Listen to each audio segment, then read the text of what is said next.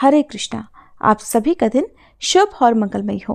आज आप सुनेंगे मार्गशीर्ष मास महात्म्य का 24वां अध्याय और आज के अध्याय का शुभारंभ करते हैं ठाकुर जी के एक भक्त की कहानी से। संतों के दर्शन या फिर संतों के सत्संग से आपके जीवन में क्या परिवर्तन हो सकता है, ये अब इस कहानी के माध्यम से जानिए। अपने जीवन को अपने गुरु की सेवा में समर्पित कर देना सबसे मुश्किल काम है। एक बार रसिक मुरारी जी ने अपने गुरुदेव से पूछा कि गुरुदेव, हरि कैसे प्रसन्न होते हैं? तब उनके गुरुदेव श्री श्यामानंद जी ने उत्तर दिया कि साधु सेवा से। अगर साधु सेवा नियम, दैन्यता और सच्चे भाव से की जाए तो भगवान स्वयं संतों की जिह्वा से प्रसाद पाते हैं। यदि संतों का चरणामृत उतारा जाए, उनकी आरती की जाए और उन्हें प्रसाद पवाया जाए तो भगवान तो बहुत जल्दी प्रसन्न हो जाते हैं। इसको गुरु आज्ञा मानकर अब तो रसिक मुरारी जी ने संत सेवा का बड़ा विस्तार किया। अब वो रोज संतों को निमंत्रण देकर प्रसाद पवाते और उनकी खूब मन से सेवा करते। लेकिन संत सेवा का व्रत बड़ा कठिन है। कई बाधाएं आती हैं इस काम में, क्योंकि संत अलग अलग स्वभाव के होते हैं। संतों की सेवा बड़ी मुश्किल है। स्वयं भगवान भी कभी कभी आपकी परीक्षा लेने आ सकते हैं, आपका नियम तोड़वाने का भी प्रयास कर सकते हैं और वो आपके सामने ऐसा रूप लेकर भी आ सकते हैं कि आप उनकी अवहेलना कर दें और आपका उनके प्रति भाव ही खराब हो जाए। रसिक मुरारी जी की संतों के चरणामृत के प्रति विशेष भावना थी। वो चरणामृत को एक मटके में रखते, उसे आसन पर विराजमान करते और रोज रोज उसकी परिक्रमा करते, साष्टांग दंडवत कर उस चरणामृत का पान किया करते। यही उनकी असली संपत्ति थी।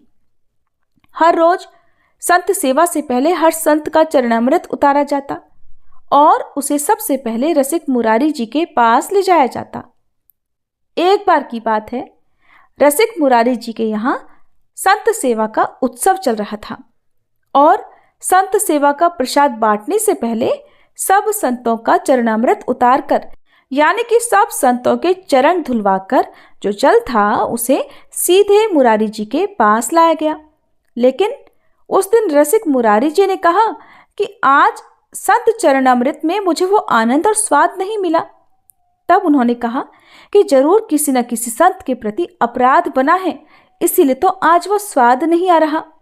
जब चरणामृत उतारने वालों से पूछा गया तो पता चला कि एक संत जिन्हें कुष्ठ रोग था, उनके चरणामृत को नहीं उतारा गया, उनके चरण धोकर उसे पात्र में इकट्ठा नहीं किया गया। रसिक मुरारी जी ने कहा कि इसी अपराध ने तो सभी संतों के चरणामृत के प्रभाव को क्षीण कर दिया है। अब वे स्वयं गए और उन्होंने उन संत की खोज की जिन्हें कुष्ठ रोग था। जब वे मिले तो सम्मान सहित उनका चरणामृत उतारा और उसका पान किया। चरणामृत का पान करने के बाद आंसू बहाते हुए उन्होंने कहा, आहा, अब स्वाद आया है। अगर आप भी संत सेवा करना चाहते हैं तो जान लीजिए कि बड़ा कठिन काम है। हो सकता है कि आप भी किसी संत का चरणामृत उतार कर पी रहे हो और वो आपको लात ही मार दे, फिर भी आपको हाथ जोड़कर विनम्रता पूर्वक खड़े ही रहना है, उसका उत्तर नहीं देना। उस संत को आपको भगाना नहीं है, क्रोध नहीं करना है। भगवान स्वयं संतों के रूप में आपकी परीक्षा लेने जरूर आएंगे यदि आपने संतों की सेवा का नियम लिया है। एक बार रसिक मुरारी जी संत सेवा के महत्व पर चर्चा कर रहे थे। इतने में ही बाहर संत सेवा में खूब हल्ला मचने लगा। एक संत 2 पत्तल मांग रहे थे, जिस बात पर विवाद हुआ। जब रसिक मुरारी जी बाहर देखने गए तो उन संत ने पत्तल में परोसा हुआ प्रसाद रसिक मुरारी जी के मुंह पर फेंक कर मारा।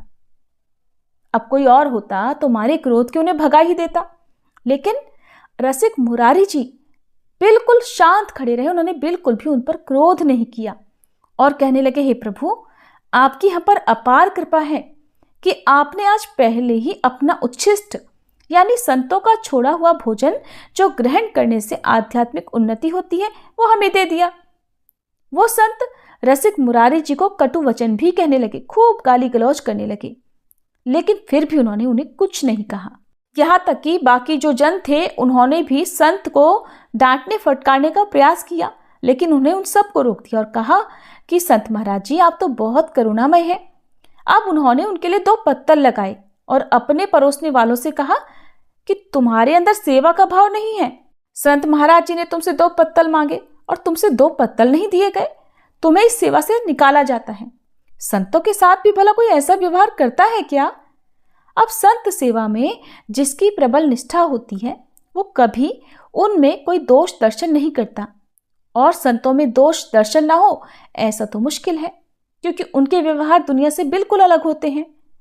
एक दिन रसिक मुरारी जी ने सुना कि सामने वाले बगीचे में संत मंडली आई हुई है, तो वे झट पहुंच गए उनके दर्शन के लिए।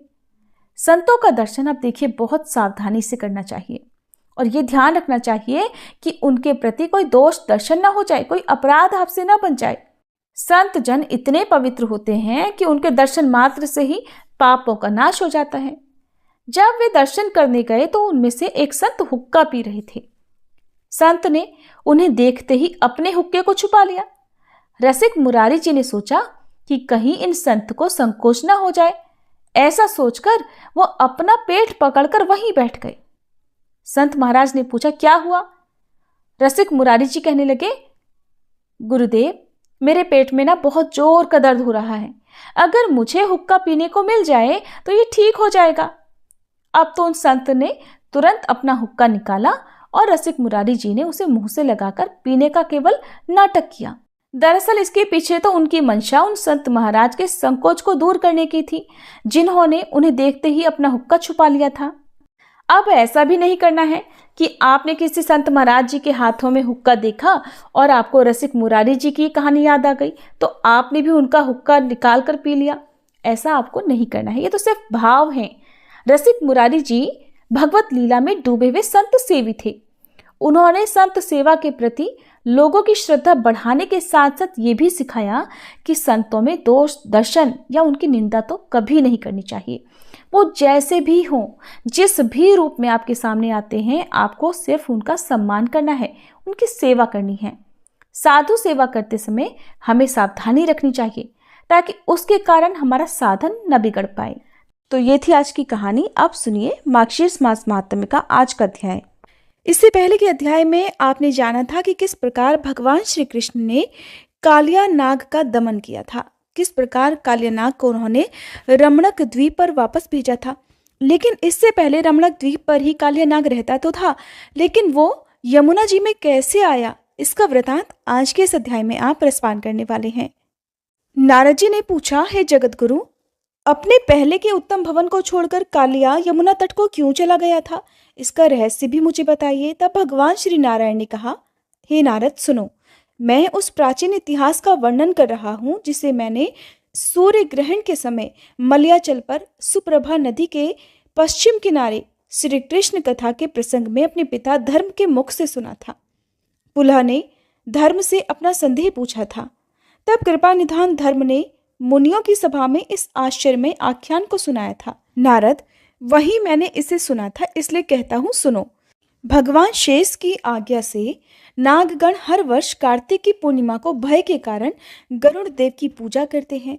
पुष्प, धूप, दीप, नैवेद्य और तरह तरह की उपहार सामग्री अर्पित करके प्रसन्नता से उनकी पूजा आराधना करते हैं। महातीर्थ पुष्कर में भक्ति पूर्वक भली भांति स्नान करके कालिया ने अहंकारवश उक्त तिथि को गरुड़ की पूजा नहीं की। नागों द्वारा जो पूजा की सामग्री एकत्र की गई थी उसे कालिया नाग बलपूर्वक खाने को तत्पर हो गया। तब सभी नाग उस मदमत्त कालिया को रोकने लगे और उसे नीति की बात बताने लगे कि ऐसा करना उचित नहीं है। जब किसी भी तरह वे कालिया को रोकने में समर्थ नहीं हो सके, तब सहसा वहां पक्षीराज गरुड़ प्रकट हो गए। मुने, गरुड़ को आया देखकर नागगण कालिया के प्राणों की रक्षा करने के लिए जब तक सूर्योदय नहीं हुआ तब तक पूरी शक्ति लगाकर उनके साथ युद्ध करते रहे। अंत में पक्षीराज के तेज से उद्विग्न होकर वे सब के सब भाग खड़े हुए और सबके अभयदाता भगवान अनंत की शरण में पहुंच गए। नागों को भागते देखकर करुणा निधान कालिया वहां निशंक भाव से खड़ा रहा। उसने गरुड़ की ओर देखा और श्रीहरि के चरण कमलों का चिंतन करके गरुड़ के साथ युद्ध आरंभ कर दिया। एक मुहूर्त तक उन दोनों में अत्यंत भयानक युद्ध हुआ। अंत में गरुड़ के तेज से नागराज कालिया को पराजित होना पड़ा। फिर तो वह भागा और यमुना जी के उसी कुंड में चला गया जहां सौभरी के श्राप से पक्षीराज गरुड़ कभी नहीं जा सकते थे। गरुड़ के भय से नाग वहीं रहने लगा। पीछे से उसके परिवार के बाकी सदस्य भी वहीं चले गए। नारद जी ने पूछा, भगवान, गरुड़ को सौभरी का श्राप कैसे प्राप्त हुआ? भगवान के वाहन होकर भी गरुड़ उस जगह पर क्यों नहीं जा सकते थे? तब भगवान नारायण बोले, उस कुंड में सौभरी मुनि 1 सहस्त्र दिव्य वर्षों तक तपस्या करके महासिद्ध होकर श्री कृष्ण के चरण कमलों का ध्यान करते थे। उन ध्यान परायण मुनि के समीप पक्षीराज गरुड़ यमुना जी के जल में और किनारे में ही अपने गणों के साथ प्रसन्नता पूर्वक निशंक विचरा करते थे। वे अपनी उत्कृष्ट इच्छा से प्रेरित होकर कभी पूंछ कभी पंख को ऊपर उठाकर मुनि के अगल बगल में उनकी बड़ी आनंद पूर्वक परिक्रमा करते हुए आते जाते थे। एक दिन उन्होंने परिवार सहित विशालकाय मीन को देखा। देखते ही देखते गरुड़ ने मुनिंद्र के निकट से ही उस मीन अर्थात मछली को चोंच से पकड़ लिया। मछली को मुंह में दबाए जाते हुए गरुड़ को मुनि ने बड़ी क्रोधपूर्ण दृष्टि से देखा। मुनि की उस दृष्टि से गरुड़ कांप उठे और वह महामत्स्य उनकी चोंच से छूटकर पानी में गिर पड़ा। गरुड़ के डर से वह मछली मुनि के पास ठहर गई और उन्हीं की शरण में आ गई। जब गरुड़ पुनः उसे लेने को तत्पर हुए तब मुनि ने उनसे कहा। सौभरी बोले, पक्षीराज, मेरे पास से दूर हटो। मेरे सामने इस विशाल जीव को पकड़ लेने की तुम में क्या योग्यता है? तुम अपने आप को श्री कृष्ण का वाहन समझकर बहुत बड़ा मानने लगे हो। श्री कृष्ण तो तुम्हारे जैसे करोड़ों वाहन रच लेने की शक्ति रखते हैं। मैं तो अपनी भौहें टेढ़ी करके ही तुम्हें अभी और इसी वक्त भस्म कर सकता हूं। तुम परमेश्वर के वाहन हो तो क्या हुआ, हम लोग तुम्हारे दास तो नहीं है। पक्षीराज, अगर आज से कभी भी मेरे इस कुंड में आओगे तो मेरे शाप से उसी समय भस्म हो जाओगे, और ये अटल सत्य है। मुनि की बात सुनकर पक्षीराज विचलित हो गए। अब वे श्री कृष्ण के चरण कमलों का स्मरण करते हुए उन्हें प्रणाम करके वहां से चल दिए। हे विप्रवर नारद, तब से अब तक सदा ही उस कुंड का नाम सुनने मात्र से पक्षीराज को कपकपी आ जाती है। ये इतिहास जो धर्म के मुख से सुना गया था मैंने तुमसे कहा। अब जिसका प्रकरण चल रहा है, श्री कृष्ण के उस श्रवण सुखद रहस्य युक्त और मंगलमय लीला चरित्र को सुनो। श्री कृष्ण बहुत देर तक यमुना जल से ऊपर नहीं आए। ये देखकर ग्वाल बाल दुखी हो गए। अब वे डरकर और मोहवश यमुना जी के तट पर ही बैठकर रोने लगे। कुछ बालक तो शोक से व्याकुल होकर अपनी छाती पीटने लगे और कुछ तो श्री कृष्ण के बिना पृथ्वी पर लोट लोट कर मूर्छित हो गए। कितने ही बालक श्री कृष्ण के विरह से दुखी होकर कालिया दह में प्रवेश करने को ही तत्पर हो गए, अर्थात उस यमुना जी में कूदने को ही तत्पर हो गए। तब कुछ ग्वाल बालों ने उनको ऐसा करने से रोका। कोई कोई तो विलाप करके अपने प्राण देने को तत्पर हो गए, और उनमें जो समझदार थे ऐसे में कुछ बालक उन मरने वाले बालकों की बड़ी प्रयत्नपूर्वक रक्षा करने लगे। जो कोई अपने प्राण त्यागना चाहता था उनको वो रोकने लगे। कोई हाय हाय कहकर रोने बिलखने लगे, कोई कृष्णा कृष्णा की रट लगाने लगे, और कोई तो इस समाचार को बताने के लिए नंदराय जी के पास दौड़े चले गए। कुछ बालक वहां पर शोक, भय और मोह से व्याकुल होकर एक दूसरे से इस प्रकार कहने लगे कि अब हम क्या करें, हमारे श्री कृष्ण कहाँ चले गए? हे नंद नंदन, हे प्राणों से भी बढ़कर प्रियतम श्री कृष्ण, हे बंधो, हमें दर्शन दो, तुम्हारे बिना तो हमारे प्राण निकले जा रहे हैं। इसी बीच में कुछ बालक नंदराय जी के पास जा पहुंचे। वे बड़े चंचल थे और शोक से व्याकुल होकर रो रहे थे। उन्होंने जल्दी ही यशोदा जी को, उनके पास बैठे हुए बलराम जी को और अन्य गोपों और लाल कमल के समान नेत्रों वाली गोपांगनाओं को ये समाचार सुना दिया, जिसे सुनते ही वे सब के सब शोक से व्याकुल होकर दौड़ते हुए, नंगे पांव ही दौड़ते हुए यमुना तट पर जा पहुंचे और बालकों के साथ मिलकर वो भी रोने लगे। सारे ब्रजवासी एकत्र होकर रोते रोते शोक से मूर्छित हो गए। मैया यशोदा तो यमुना जी में प्रवेश ही करने लगी। ये देखकर कुछ लोगों ने उन्हें रोक लिया। गोप और गोपियां शोक से अपने ही अंगों को पीट पीट कर व्याकुल होने लगे। कुछ लोग विलाप करने लगे और कितने ही ब्रजवासी अपनी सुध-बुध खो बैठे। राधा जी भी यमुना जी के उस कुंड में घुसने लगी। ये देखकर कुछ स्त्रियों ने उन्हें दौड़कर रोक लिया। फिर तो वे शोक से मूर्छित हो गईं और उस नदी के तट पर मरी हुई के समान पड़ गई। नंदराय जी अत्यंत विलाप करके बार बार मूर्छित होने लगे। कुछ होश आने पर वे फिर से रोते और फिर रो रो कर फिर से मूर्छित हो जाते। उस समय ज्ञानियों में श्रेष्ठ बलराम जी ने अत्यंत विलाप करते हुए नंद जी को, शोक से कातर हुई यशोदा को, गोपों और गोपांगनाओं को, अत्यंत मूर्छित राधिका को, रोते हुए सभी बालकों को और शोकग्रस्त हुई सभी गोप बालिकाओं को धीरज बंधाते हुए इस प्रकार समझाना आरंभ किया कि हे गोपों, हे गोपियों और बालकों, सब लोग मेरी बात सुनो। हे नंद बाबा, ज्ञान शिरोमणि गर्ग जी की बातों को याद करो, जो जगत का भार उठाने वाले शेष के भी आधारभूत हैं, संहारकारी शंकर जी के भी संहारक हैं और विधाता के भी विधाता हैं। उनकी इस भूतल पर भला किससे पराजय हो सकती है? श्री कृष्ण अणु से भी अणु और परम महान हैं। इनका कोई भी आदि मध्य और अंत नहीं है। जब सारा ब्रह्मांड एक कार्णव के जल में मगन हो जाता है, तब ये श्री कृष्ण जल में शयन करते हैं। उस समय इनकी नाभि से जो कमल पैदा होता है, उसी से ब्रह्मा जी का प्राकट्य होता है। जिन्हें एकार्णव के जल में भी भय नहीं है, उन्हीं परमेश्वर के लिए इस कालिया दह में विपत्ति की संभावना कितना महान अज्ञान है।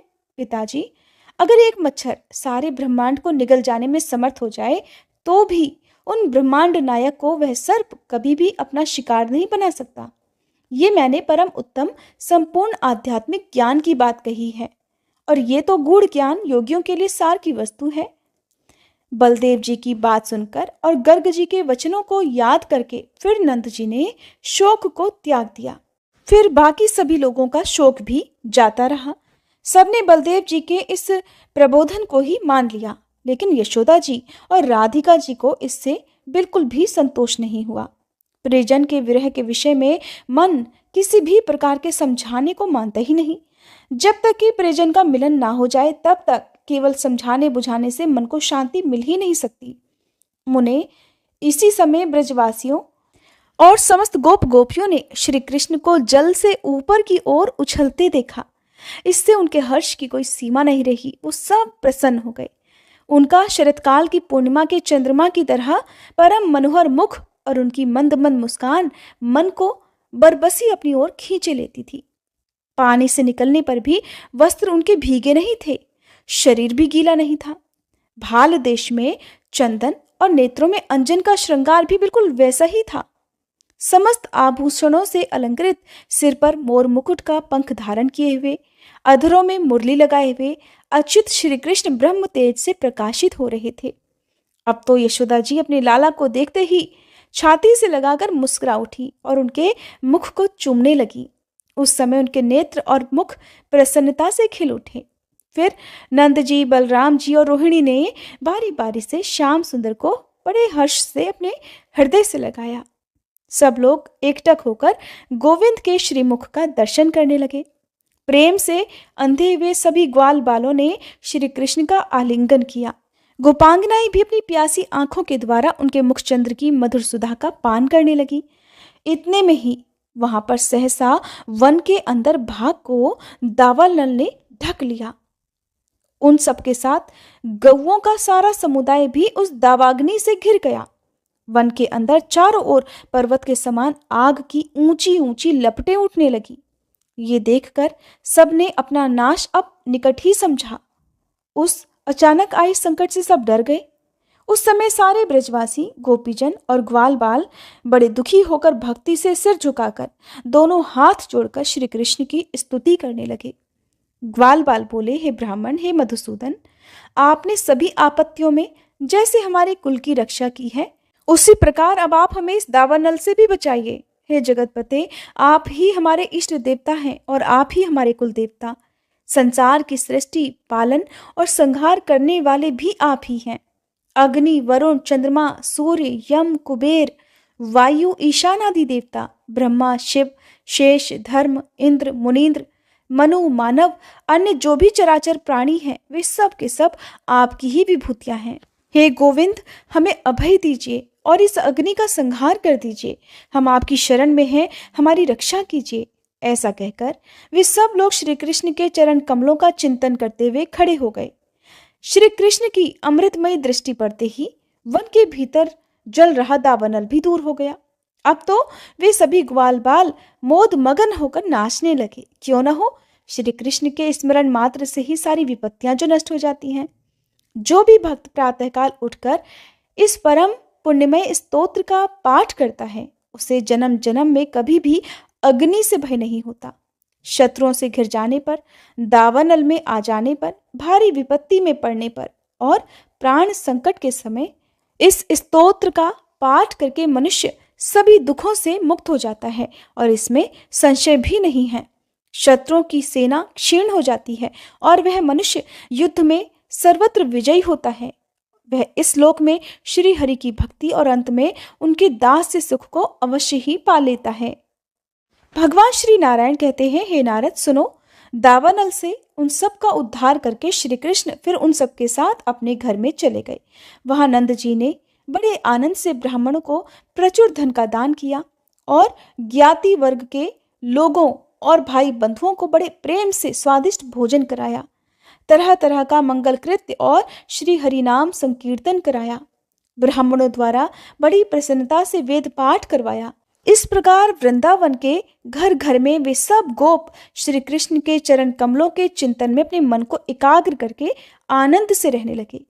श्री हरि का ये मंगलमय चरित्र कहा गया। हरे कृष्णा। आज के अध्याय में बस इतना ही। इसके आगे की लीला कथाओं का श्रवण आप सभी अगली कथा में कीजिएगा।